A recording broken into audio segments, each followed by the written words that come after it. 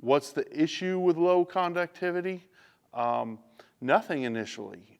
It's just that we expect it to rise.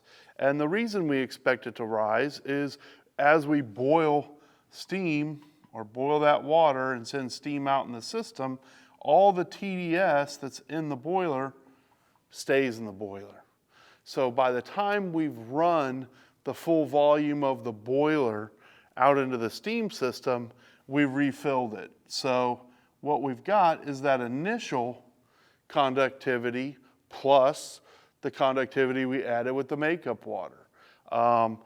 We run it more and the conductivity goes up again.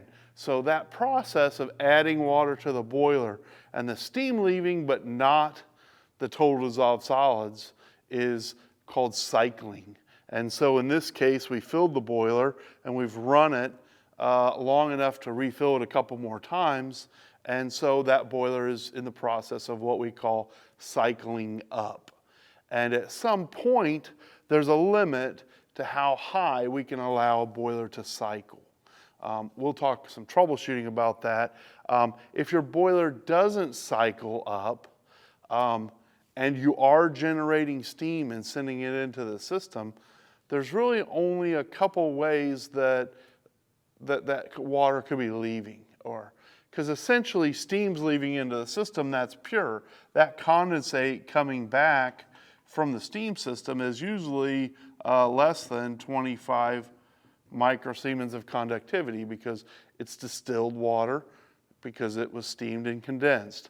So eventually our feed tank number could come down a little bit, but our boiler really won't.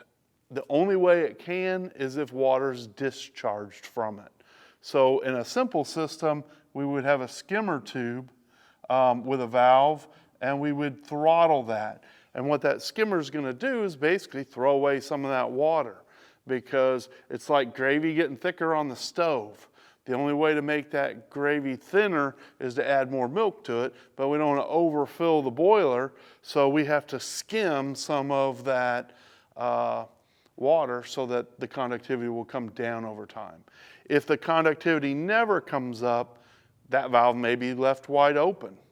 Somebody may think, hey, that valve needs to be open, and it doesn't. That valve needs to be throttled like a very slow steering wheel, and as we see our cycles coming up and we approach the limit on the boiler, we're going to start throttling that open, continue to test at intervals, and try to control that. Now, where do we want to control that conductivity at?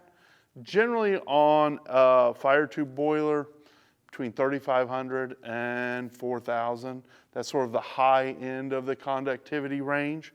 But if it doesn't come up at all and that valve's not open, we've got water leaving, it's just not leaving where we think. We may have a bottom blowdown valve that is bleeding through, and a really simple way to test that is close all those valves, make sure they're in the closed position, let it run for a couple hours, and then shoot with a temperature gun those possible outlets where water could be leaving the boiler. Because basically, if we've got makeup water with conductivity in it, the boiler conductivity is only going to be going up. The drawback of running lower than our target conductivity is really that we're just sending water to drain, and that water's hot, and there's really no reason to get rid of it. So I've never seen a boiler damaged or perform poorly because of low conductivity. Typically, you're just going to have high chemical costs and high energy costs because those are things that we're putting into the water, and if the usage of that water is not getting maximized, we're spending that over and over again.